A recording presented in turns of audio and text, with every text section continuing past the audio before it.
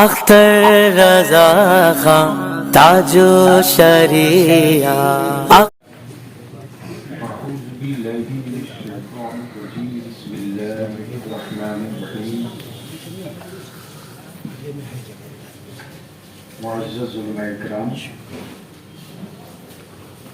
محترم مشائخ اعظام، جماعت اہل سنت کی ہر وہ ذی شعور اور ذمہ دار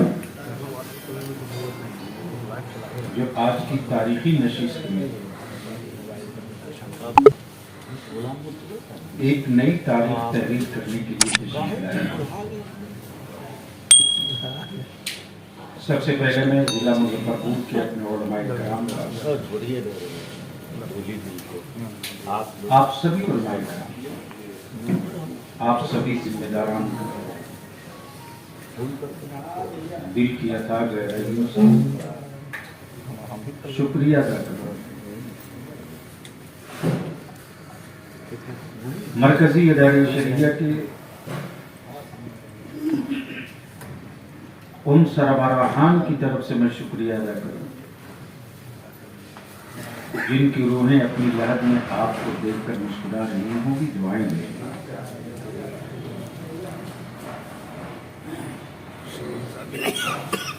آج ہم کسی بڑی کانفرنس یا اجلاس میں نہیں، ادارے شریعہ کا یہ مشن، ادارے شریعہ کی یہ تحریک بلیابی کے لیے نہیں، ڈاکٹر امجد کے لیے نہیں، آپ کے لیے بھی نہیں. یہ تحریک آپ کی، ہماری آنے والی نسلوں کے لیے ہے. آبادیاں وہی رکتی ہیں جس کا پیٹرگراف ہے، گاؤں وہی رکتا ہے جس کا چوکیدار سوئے. بلا شبہ ہماری عوام نے کبھی ہم کو، ہمارے علماء کو تنہا نہیں چھوڑا ہے. ہمارے علماء نے جب جس وقت آواز دی، میری عوام اپنی وسعت کے مطابق کھڑی ہے. ہمارے علماء کرام نے کہا ہمیں مسجد بنانی ہے، ہماری عوام نے کہا کہ ہم آپ کے حوصلوں کو ٹوٹنے نہیں دیں گے.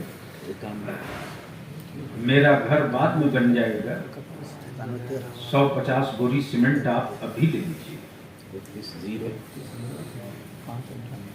یہ خلوص اور یہ ایثار رہا کہ آج ہندوستان میں ایمان والوں کے پیسے اور اپنی زمین پر مسجدوں کے مینارے سلامت دکھ رہے ہیں. ہمارے علماء نے کہا کہ ہم اپنی اولادوں کو، اپنی نسلوں کو زیور علم سے آراستہ کریں گے، مدرسہ بنانا ہے. میری عوام نے کہا میرا گھر بعد میں بنے گا، میرا بچہ کم کھا لے گا، لیکن رسول اللہ کے مہمانوں کو بھوکا نہیں رہنے دیں گے. تب آج لاکھوں لاکھ مدارس ہمارے ہندوستان میں ہیں، چل رہے ہیں. میں نے محسوس کیا، اور یہ احساس بلیابی کا نہیں، یہ احساس رئیس القلم کا دیا ہوا ہے. اچانک میں نے قاضی شریعت ادارے شریعہ ڈاکٹر امجد رضا صاحب سے اپنے درد کا اظہار کیا کہ آنے والے دنوں میں ہمارا ملک کدھر جائے گا، ہماری جماعت کدھر جائے گی. آنے والے دنوں میں ہمارے مدرسوں کا مستقبل کیا ہوگا، ہمارے مدرسے میں سے نکلنے والے بچوں کا مستقبل کیا ہوگا. ناموس رسالت ہمارے لیے ایک بہت اہم مسئلہ ہی نہیں، بلکہ میرے لیے جان ایمان بھی ہے، روح ایمان بھی. ہم دوا کے بغیر جی سکتے ہیں، نبی کے بغیر نہیں جی سکتے. ہم پانی کے بغیر کچھ دن زندگی کاٹ سکتے ہیں، لیکن اپنے رسول کے بغیر ایک لمحہ نہیں جی سکتے. اور میرا اللہ میری موت اس سے پہلے دے دے کہ میرا دل میرے مدینے سے الگ ہو گیا.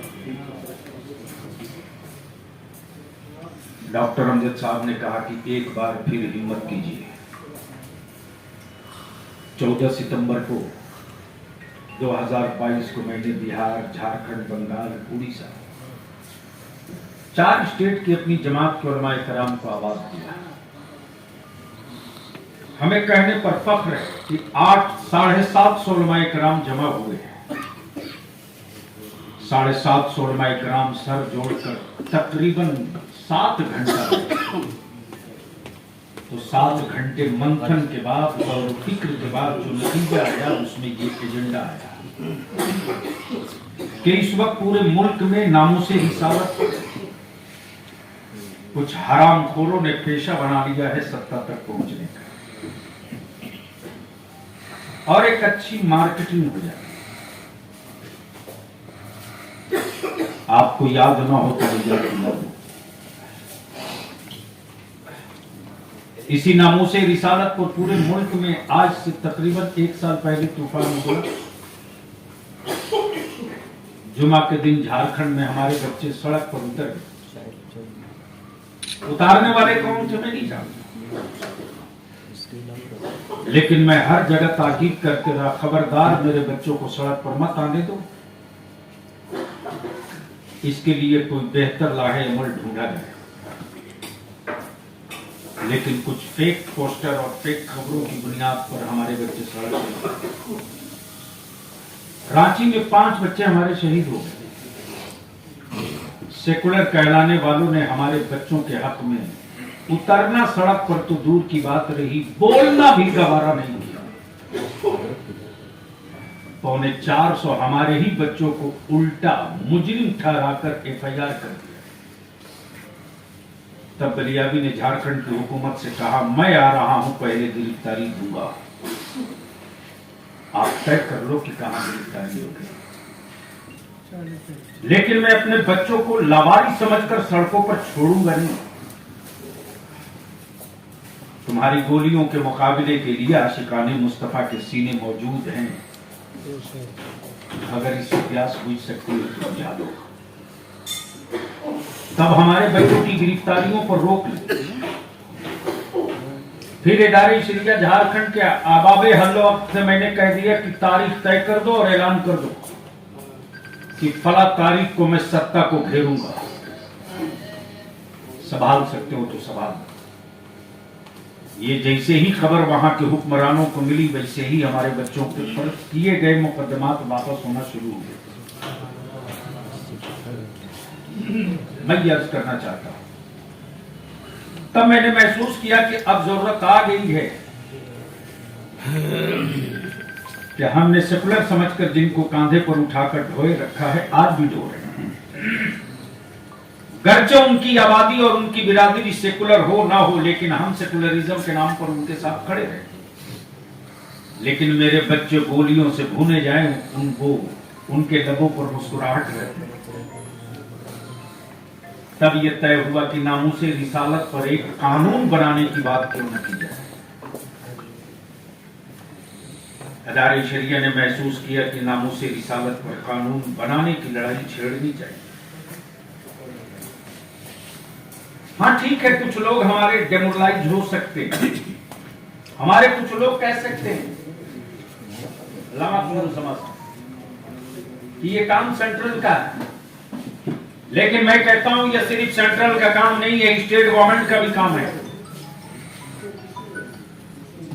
जिन रियासतों में, जिन सूबों में सेकुलर हुकूमतें हैं, सेकुलर पार्टियों की हुकूमतें हैं, उनसे मेरा पहला मुतालबा यही है कि जो मेरे नबी के नामूस का कानून लाएगा मुस्तकबिल में, हम उसके लाने की बात करेंगे।